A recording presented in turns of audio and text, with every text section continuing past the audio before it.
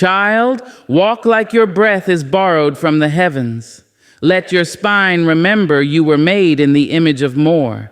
Speak truth that humbles liars. Love like mercy made a home in your chest. Act not as if you're empty, but as if you are already filled with glory. When you begin to see the divine not as a distant force in the sky, but as something tender, breathing, and seated quietly inside of you, your entire life starts to change. It isn't about thunderbolts or golden clouds. It's about that stillness between two heartbeats, that calm you feel when you're at your lowest, and yet you rise anyway. Divine presence is not something we chase outside. It's the holy hush already whispering within us. You are not waiting to be chosen. You were born chosen. The world teaches us to look up or out for strength, but those who've walked through shadows and kept their heads held high know better. They know there's a sanctuary behind the eyes, a temple in the bones, a pulpit in the soul. Acting as if the divine is within you is not arrogance, it's alignment. You're not declaring yourself above others. You're simply refusing to live beneath the truth of your own spirit. This presence isn't loud. It doesn't demand attention or medals. It doesn't seek followers. It simply is.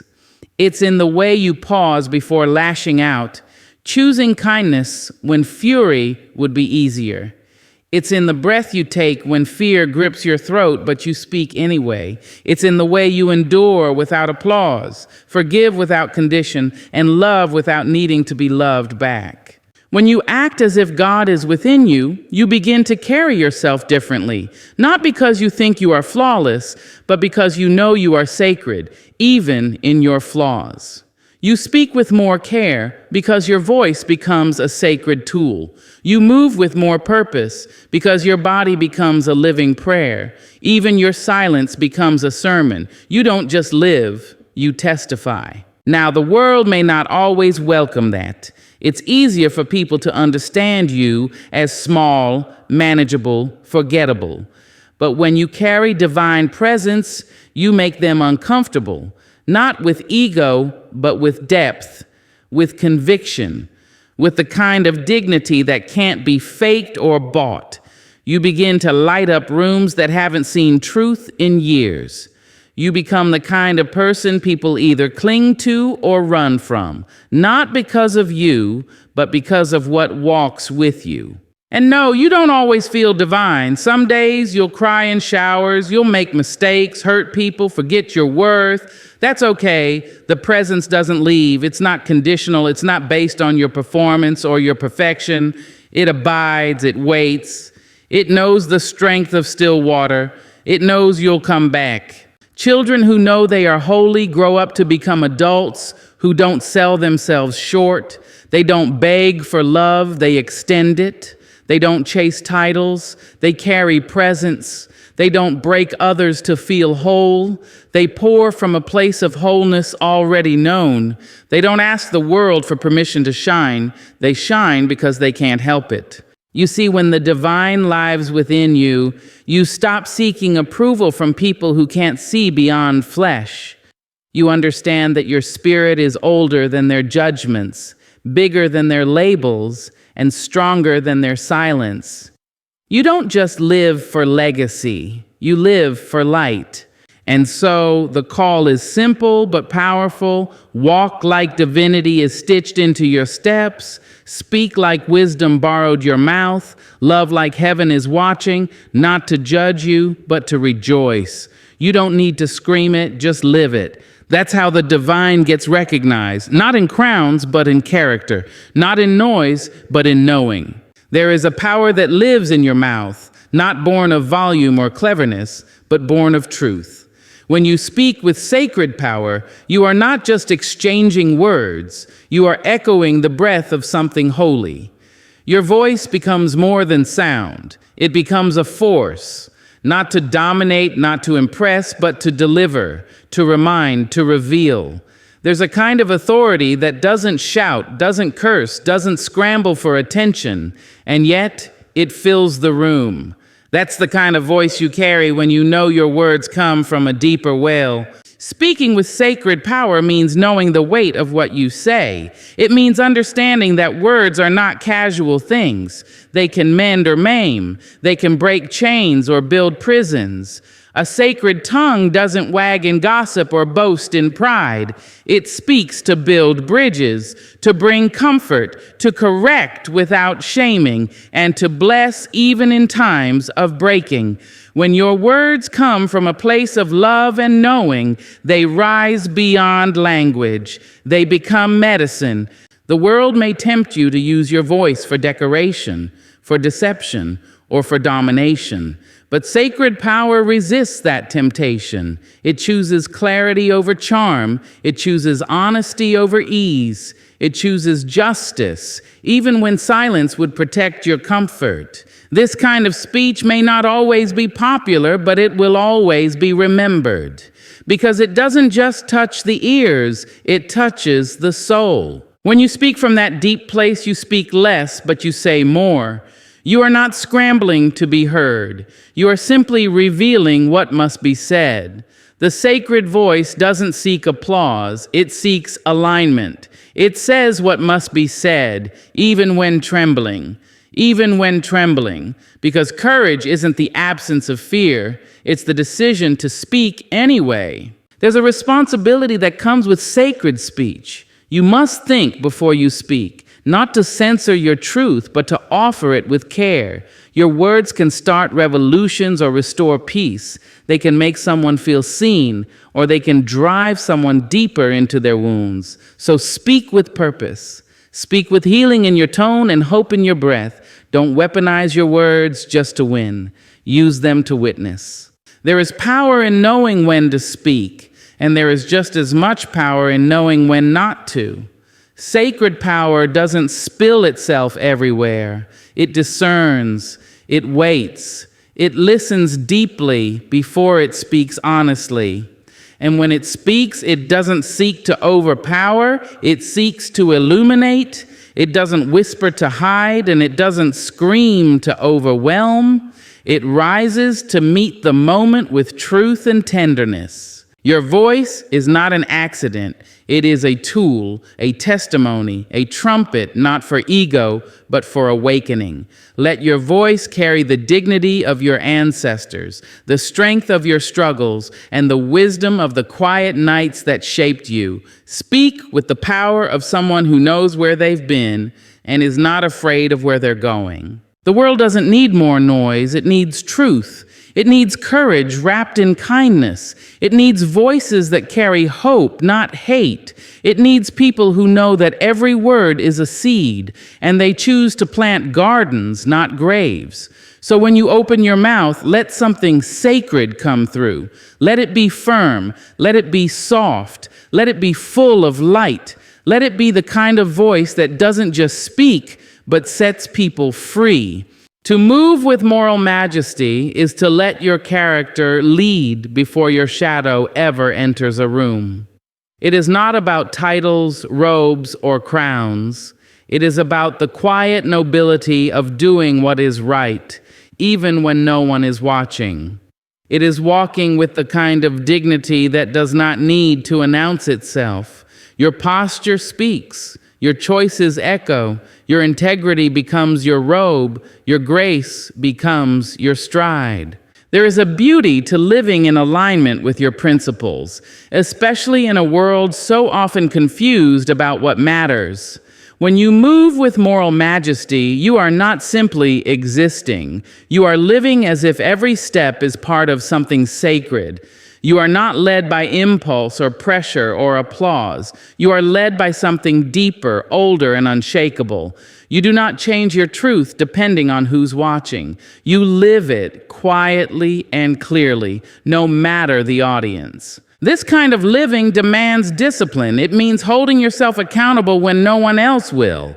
It means making the hard choice, not the easy one. It means refusing to betray your values even when betrayal would benefit you. And you do this not because it's easy, but because it's right. That is what majesty looks like, not in gold, but in grit. The world will test this majesty. It will pull you toward shortcuts and sweet lies. It will tempt you to fold, to sell out, to play small for the comfort of others.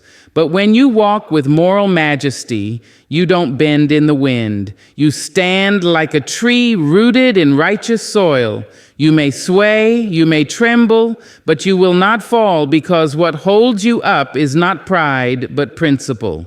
And don't think majesty is cold or distant. No, it is tender. It sees others. It lifts others. It honors the humanity in everyone. Moral majesty means treating people with the same grace, whether they are rich or poor, celebrated or forgotten. It means using your strength to protect, not to overpower. It means choosing humility over ego, service over selfishness, and truth over convenience. It also means forgiving, not because it's deserved, but because carrying hate is too heavy for a majestic soul. You release what you cannot change and rise anyway. You learn how to bow without breaking, to lose without becoming lost. Majesty doesn't mean you're always right. It means you are always willing to do right, even after being wrong. People may not always understand this kind of movement. It's not flashy. It doesn't chase attention, but it leaves a trail of peace, of fairness, of compassion. The people who move this way often go unnoticed at first, but over time, their legacy becomes undeniable because they didn't just speak well, they lived well. They didn't just hope for justice, they embodied it. They didn't just dream of a better world, they walked like it was already here. To move with moral majesty is to carry yourself as if you know who you are, whose you are, and why you are here. Your presence becomes a kind of prayer, your actions a kind of sermon. You speak softly, but your choices thunder. You lead without shouting. You shine without blinding. And everywhere you go, the ground remembers that someone honorable walked across it. There comes a time when you must choose between looking important and being true. The ego, in its hunger, always asks for more praise, more power, more recognition. It craves the spotlight, but it fears the mirror. It wants to be seen, but not examined. And if you are not careful, the ego will shrink your life to fit its own narrow needs. To resist the smallness of ego is not to deny yourself. It is to free yourself from the illusion that you must always be first, best, or right. Ego is a master of disguise. It can wear humility as a mask and pride as perfume. It whispers in your victories, telling you that you alone deserve the credit. It whispers in your pain, telling you that no one understands your suffering. It makes everything about you, your image, your control, your reputation. But the truth is, the ego is small because it cannot see beyond itself. It does not want to serve. It wants to be served. And if you let it lead, you will live your life in a cage of comparison and competition. But you, child, were made for more than that. You were made to love without counting, to serve without being seen, to rise without crushing others beneath your feet. Greatness does not require the world to clap for you. It requires you to live in such a way that you could walk in silence and still leave echoes. When you resist the ego, you begin to discover that real strength does not boast. It listens. Real confidence does not dominate. It uplifts. And real power is not loud, it is grounded. This resistance is not always easy. The world often rewards noise over nuance, performance over purpose, but the soul does not grow in noise. It grows in depth, in surrender, in quiet acts of grace. You resist ego every time you choose to understand instead of argue, to give instead of grasp, to apologize without defending. You resist ego when you let someone else shine and do not feel dimmed. You resist ego when you tell the truth, even when it costs you applause. There is a beauty in knowing that you are enough without needing to prove it. Ego will always say, "Be the star." But wisdom says, "Be the light." There is a difference. The star is admired. The light is needed. You don't need to be admired to have value. You don't need to be loud to be heard. You just need to be real.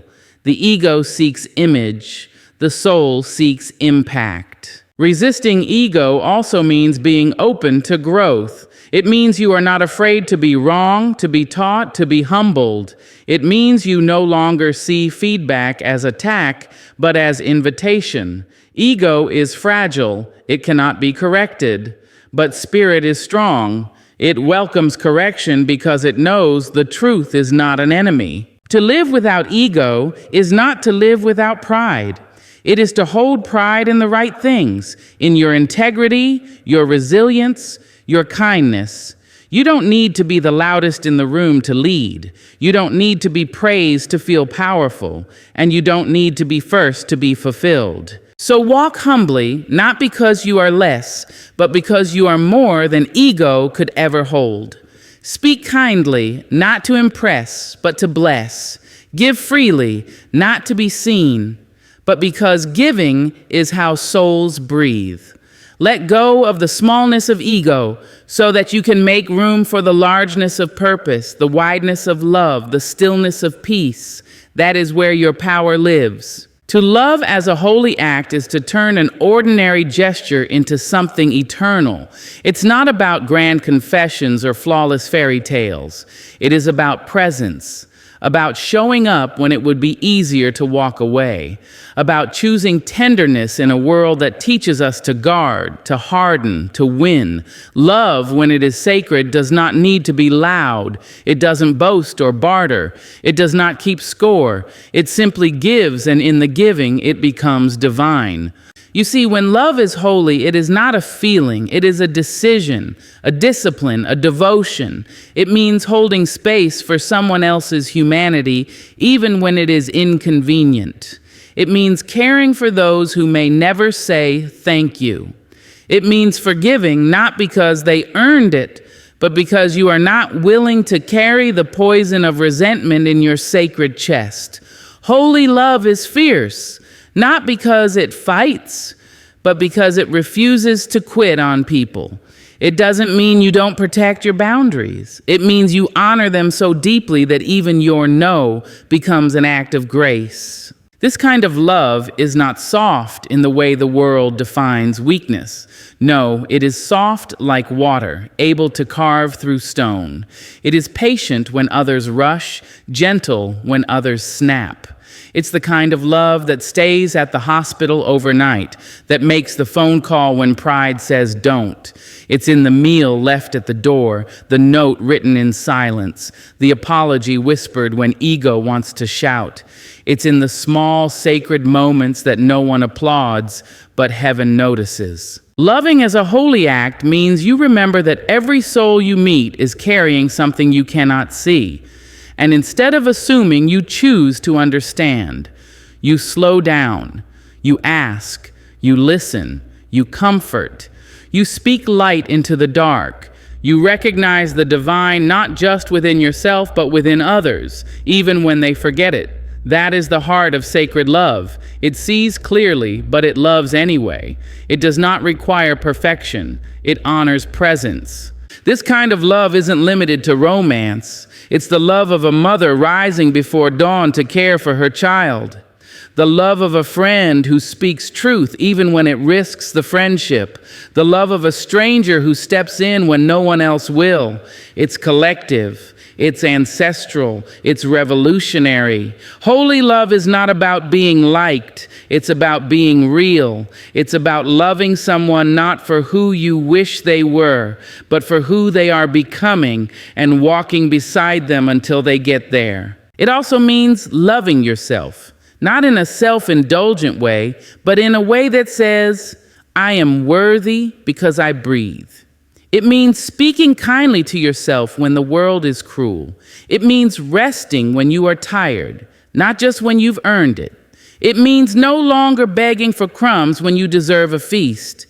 When you love yourself as a holy act, you teach the world how to treat you, not with arrogance, but with sacred expectation. Love like this changes rooms. It heals wounds you didn't cause. It builds bridges where walls once stood. It outlives storms, outlasts silence, outshines shame. When you choose to love as a holy act, you are doing more than caring. You are honoring the divine within others and within yourself.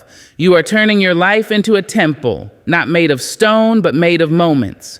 You are living as if love is not something to give or receive, but something to be. To hold grace like a flame is to carry something delicate and powerful all at once. It is to walk through the world with the understanding that your strength lies not in how hard you strike, but in how gently you hold what matters. Grace is not weakness. Grace is restraint in a moment of rage. It is mercy in a time of judgment. It is knowing you could break someone with your truth, but choosing instead to heal them with it. Like fire, grace can warm or destroy. It's a living thing. It must be tended, not taken for granted. You have to protect it from the winds of bitterness and the rains of resentment. You have to feed it with kindness, honesty, and humility, or it will flicker out when life turns cruel. To hold grace like a flame means you don't let the cold world freeze the tenderness in you. You shield it with your courage. You carry it through heartbreak, disappointment, betrayal, and still, you choose not to become the very thing that hurt you. Holding grace does not mean accepting harm. It doesn't mean silence in the face of injustice. It means knowing how to set a boundary without setting a fire. It means walking away without slamming the door. It means looking someone in the eye who tried to dim you and saying, "You cannot define me," not out of rage, but out of reverence for yourself. We are taught to survive with our fists up, our hearts closed, our voices sharpened into weapons. But grace asks something more courageous. Stay soft, not naive, not passive, but soft in spirit, open in heart. Because to be soft in a world that rewards cruelty is a rebellion. To forgive when it's easier to hate is a revolution. To respond with calm when you are provoked is mastery. That's not weakness, it's spiritual muscle. When you hold grace like a flame, you learn to carry peace even into places that beg for chaos. You learn to listen before speaking, to breathe before reacting.